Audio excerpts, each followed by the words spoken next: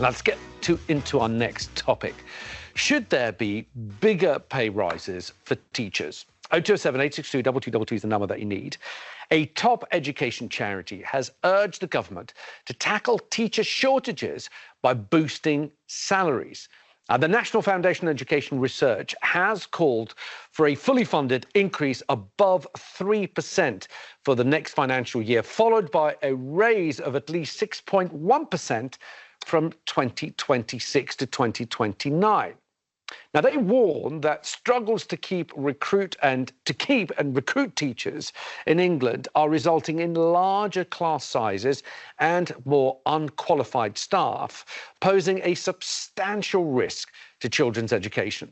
Now, according to the government, the average teacher saw their pay increase to over £49,000 after that 5.5% increase last year. Now, the Department for Education also recommended an upcoming 2.8% rise to come from existing funding.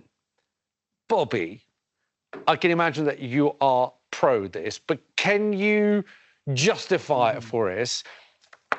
In the midst of everyone struggling to get by, why should teachers get this pay rise? Yeah, so the value of education is something that's universally acknowledged. We had Tony Blair with his mantra, education, education, education. And even recently, our former Prime Minister Sunak, he said improving education is the closest thing we have to a silver bullet to solving society's problems. And who delivers this education? It's our teachers. And again, why do people become teachers? So in my career, in my 20s, I worked in finance, earning really good pay. But I changed when I was 30 to become a teacher. And why did I become a teacher and why did my friends and peers? Because we are optimistic about the future generation. We want to pass on our skills, our knowledge and ideas and inspire them. But something goes wrong along the way due to conditions of work and pay where people vote and leave with their feet. And in fact, an alarming stat is 1/4 of those who've been trained leave the profession within 3 years. And after 5 years, 1/3 of all teachers leave, never to be seen again.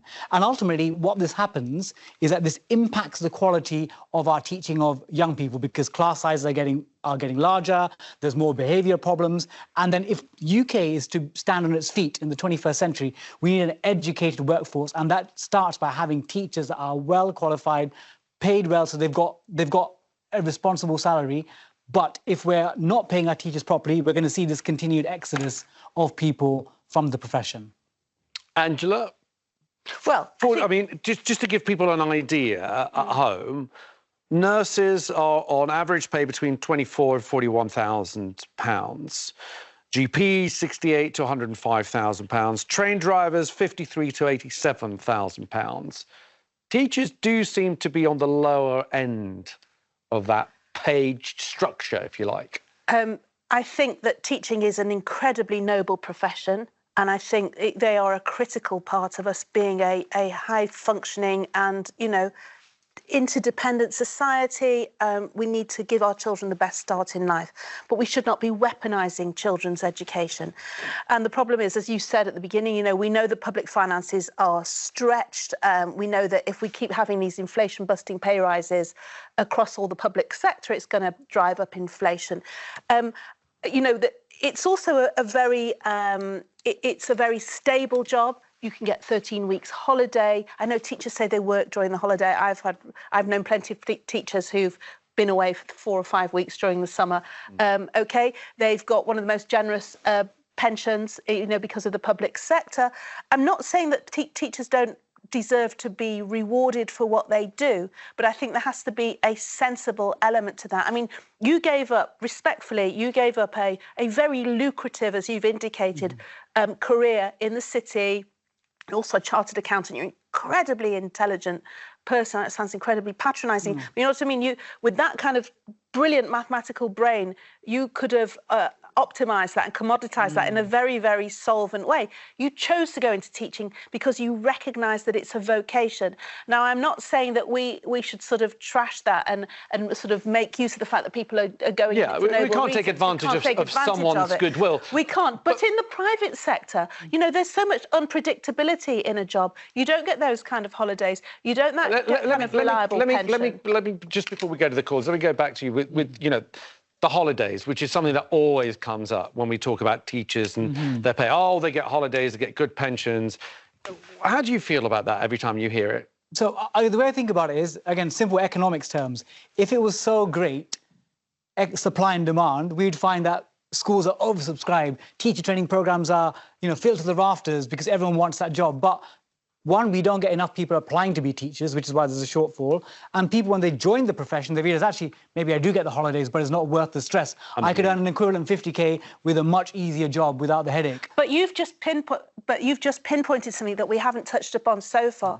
People may well be leaving the profession not because of the pay, but because the stress of the job. Well, we don't know that. No, but there's been data to show that people have left teaching because of the workload and the stress. And therefore, no, it's an important point to make. And therefore, if people aren't going into it or are leaving because it's become that there's too much bureaucracy involved, and they're not allowed to just teach. That's nothing to do with pay rises. It's to do with the quality of the way they're being looked after once they're in the job. And I'm on neither side here, but I do think we need to make the point that people do take up very stressful jobs because they're being handsomely paid to do those. And I think what we're seeing here is that teachers perhaps don't feel the same way.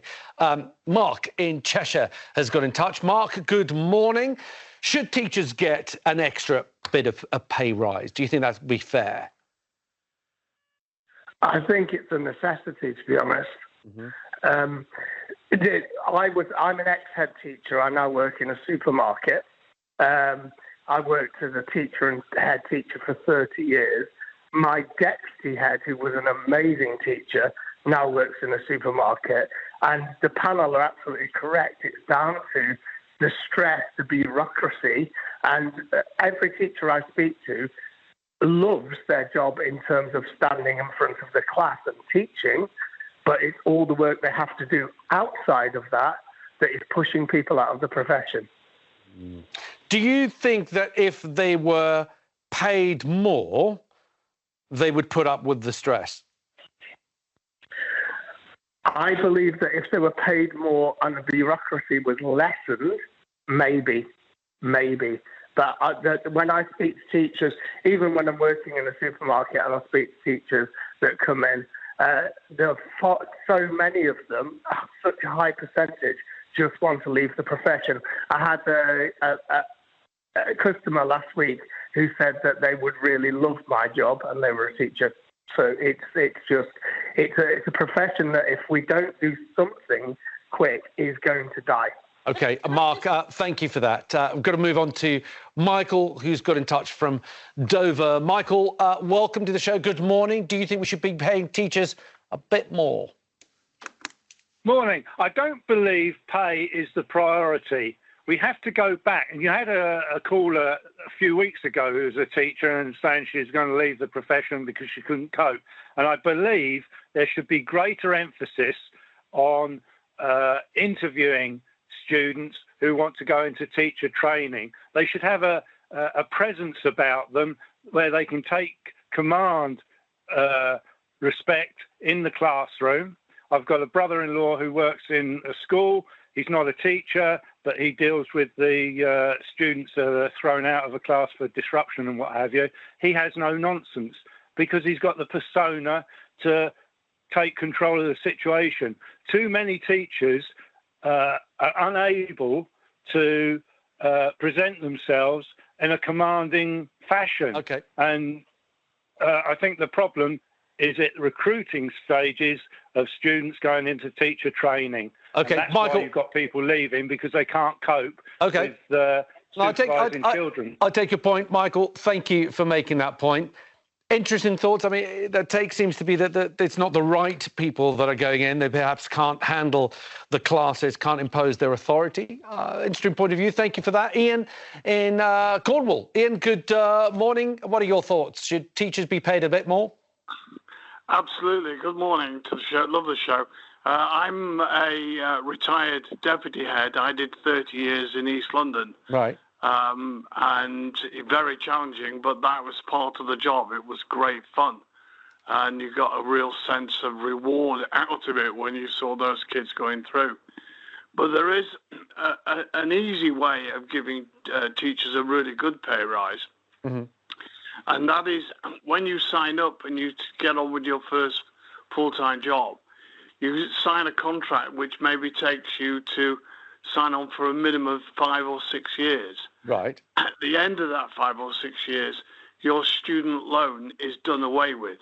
My son-in-law is an extremely good maths teacher. He won the maths prize at his university and the teacher training prize, and he's working. But between him and my daughter, who did a degree in drama, their student loans are as big as their mortgage, Right. and they're going to be paying it for years. Now, Ian, let me just pause you there, Ian. Bobby, have you heard that suggestion before? Never heard it, actually. Would it work, do you think? I think it's innovative because, again, obviously pay would help, because when you're talking about people in high-pressure jobs, they take it on partly because they think, I'm getting remunerated for it. But with teachers, if you're taking on such a big burden of debt to become a teacher, if you're incentivized, keep you in the profession for 5 years, so it means that schools get teachers that stay in for longer, and actually it keeps them in the profession. So I think it's an idea worth considering. It's still a cost, though, we should say, because, of course, the government has loaned out that money and they're going to have to be wiping that debt. Ian, thank you. Let's quickly squeeze in Cameron from Leicestershire. Cameron, good morning. Do you think we should be paying teachers more? Hello. Hi. Do you think we should be paying teachers more? Good morning. I don't. I think there's so many questions. I don't. OK, you don't think we should be giving them more? You think they're earning enough? And if so, what do we do to keep hold of more of them? So I think that... OK, I think we'll leave it there. I think the line's gone a bit funny there, Cameron. Angela? We've also forgotten that one of the reasons that teachers are under the cosh, will be from henceforth, is because of the VAT on private school fees. You've got floods of kids leaving the private sector, going into an overburdened state sector, bigger classes, you know... Hasn't quite happened yet. But the runes are looking that way. The runes are looking that way, but it hasn't happened. But it was interesting, we didn't get a chance to ask him, but the gentleman that gave up his headship to work in the supermarket presumably will have taken a significant pay cut. So therefore that tells you, just as a snapshot, that it is not just about money. If the stress is too much and the rewards aren't there, then money won't solve it. OK, well, look...